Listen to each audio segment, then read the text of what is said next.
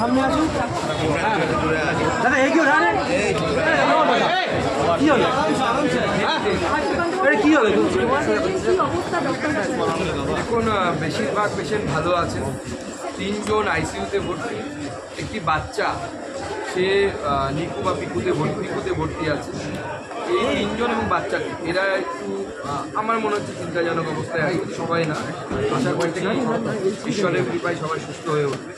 বাকি সবার injury minor, কারো পা ভেঙেছে, কারো এরকমও পেশেন্ট আছে 2টো পা ভেঙে গেছে, মা 2 মেয়ে আহত হয়েছে, মিনিমাল ইঞ্জুরি। তারা সবাই আগামী কিছুদিনের মধ্যে ছাড়া পেয়ে যাবে। এই 4 জনকে নিয়ে আমরা একটু সবাই চিন্তায় আছি। আমরা ঈশ্বরের কাছে প্রার্থনা করি তারা যেন সুস্থ হয়ে তার বাড়ির মানুষদের কাছে। বিষয়টা নিয়ে মুখ্যমন্ত্রী মমতা বন্দ্যোপাধ্যায় রেলের ভূমিকা নিয়ে প্রশ্ন তুলছেন এবং অ্যান্টি কালেকশন যে সিস্টেম সেটা এতদিনে কেন ইন্ট্রোডিউস করা যায়নি সেটা নিয়ে প্রশ্ন তুলছেন। এখন প্রথম কথা বলি যে আমি সকালবেলায় বলেছিলাম যে ঘটনা ঘটেছিল, সেই ঘটনার পর রাজনীতি করার সময় এটা নয়। এটা এমন একটা সময় যে সময় যারা আহত হয়েছে তাদের পরিবারের পাশে দাঁড়ানো, তাদের সাথে দাঁড়ানো, তাদের চিকিৎসা ব্যবস্থা।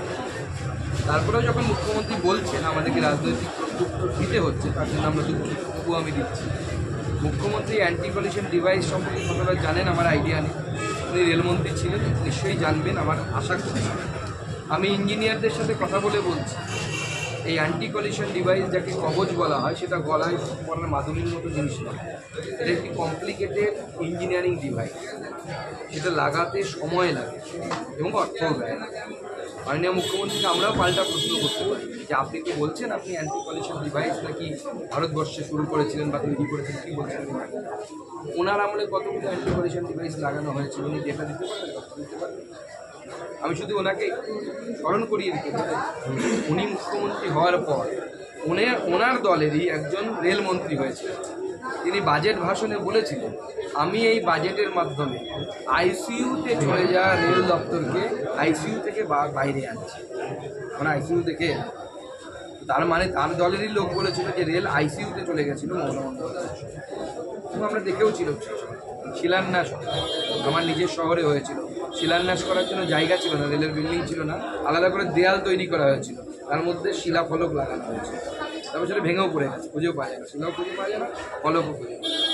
কিন্তু আমরা চাই না যে এই সময় এই ধরনের রাজনীতি হোক। আমরা কিছু বলি, উনি কিছু বলি, কিন্তু উনি ওনার যে চিরাচরিত অভ্যেস আমি সব জানি, আমি সব করতে পারি, 23টা ভাষা জানি, আপনি ইঞ্জিনিয়ারিংও ভালো বোঝেন, এটাও হতে পারে আইআইটিতে ক্লাসও নিতে পারেন ভবিষ্যতে।